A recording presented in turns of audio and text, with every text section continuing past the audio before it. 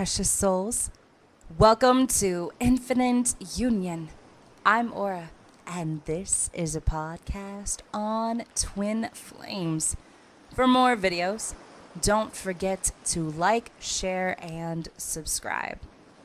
So during this podcast, we're going to talk about spirit guides and angels and how they play a role on the twin flame journey. So before we start talking about both of them, the first thing that I really want to throw out there to everyone listening right now is, perhaps along the way, along this journey, we have decisions that we have to make. And with those decisions, we have different choices. And a lot of these different choices leads us down another path. And when it leads us down another path, sometimes we can instantly either feel incredibly great, or we can find ourselves feeling incredibly horrible. Now, it really doesn't matter which one it is. The thing is a lot of times we can feel as if we've made the wrong choice along the way, but the only thing is that you have delayed your reunion.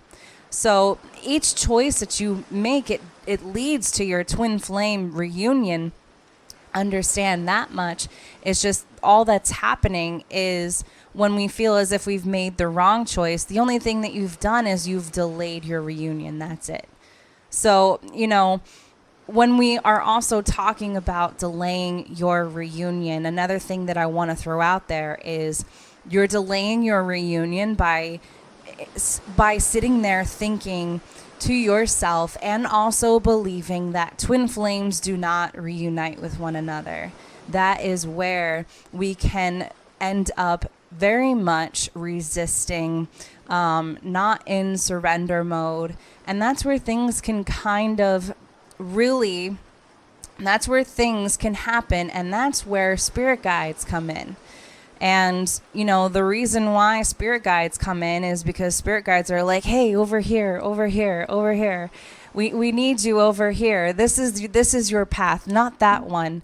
This is your path right here. So, regardless, you are always on the right path. So understand that. But the path that you are on will lead to another one and another one. It's kind of like branches on a tree.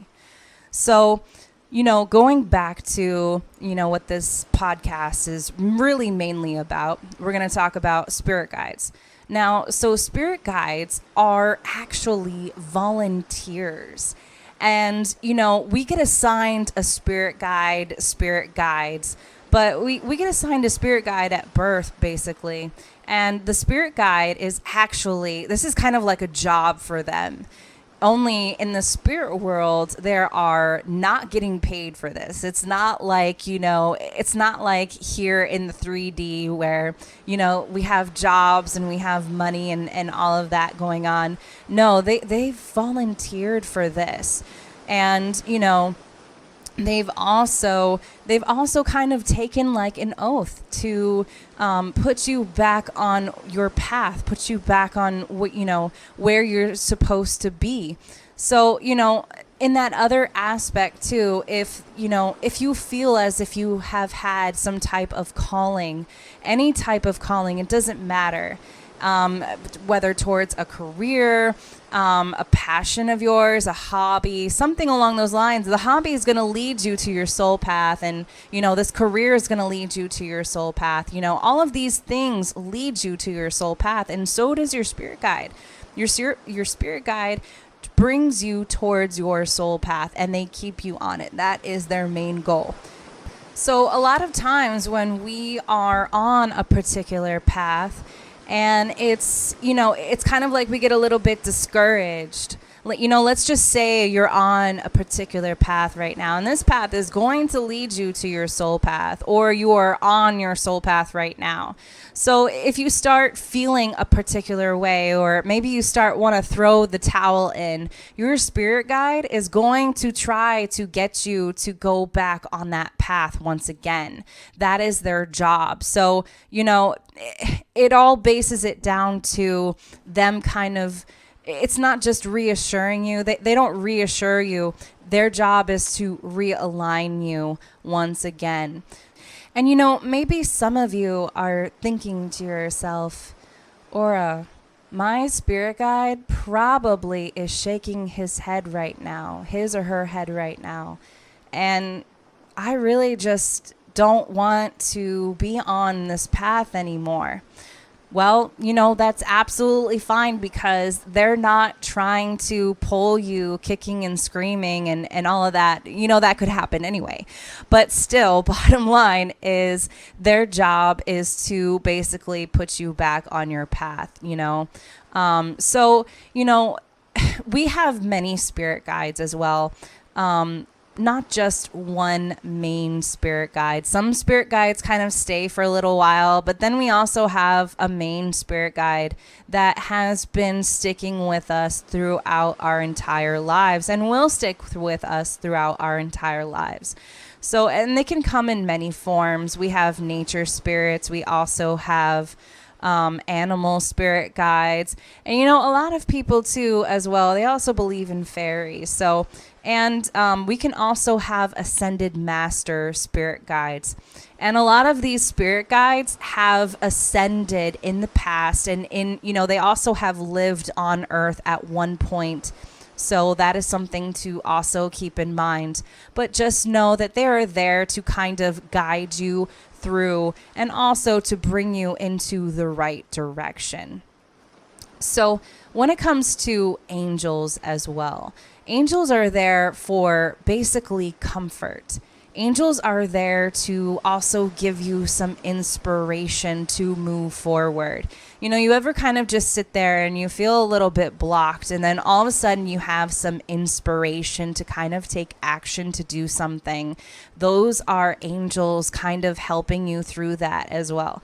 Also, another example too, if you are out and about and you see the number 4, you see the number 4 everywhere, but then you also see the number 44. You're kind of seeing these reoccurrences, and then you see 444. So this is also an example of an angelic presence. So keep that in mind, especially if you are seeing repeating numbers too. Repeating numbers are definitely a sign of angelic presence. So, it's really hard sometimes to, if we are feeling a type of way, it is really hard to kind of see some of these angels. So they come in different forms. Their frequencies are so high sometimes. And if we are feeling so low, we kind of have to bring ourselves up to them in order to kind of hear them, feel them a lot of times. So, while you're going through this journey as well, we're all human beings. We all are having spiritual experiences within ourselves in a human mind. So we always try to fight our logical mind, and that can really get a little bit, we can really get a little bit ahead of ourselves. So, while you're on this journey, we feel like we want to know everything. We want to know exactly what's going to happen right then and there. We want to know exactly how this is going to happen, how that is going to happen.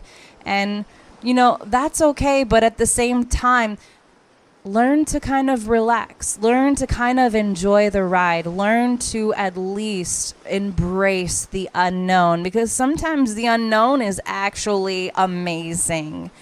We don't really have to know exactly how everything is going to happen. And that also goes hand in hand with those angels and spirit guides.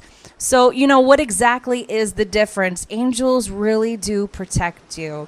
Angels are there for inspiration, comfort. They are also there when you are feeling sad, angry, alone. You also call upon them when you are feeling that type of way. Angels are there to help you and to reassure you. They are there to help you during the most difficult times of your life.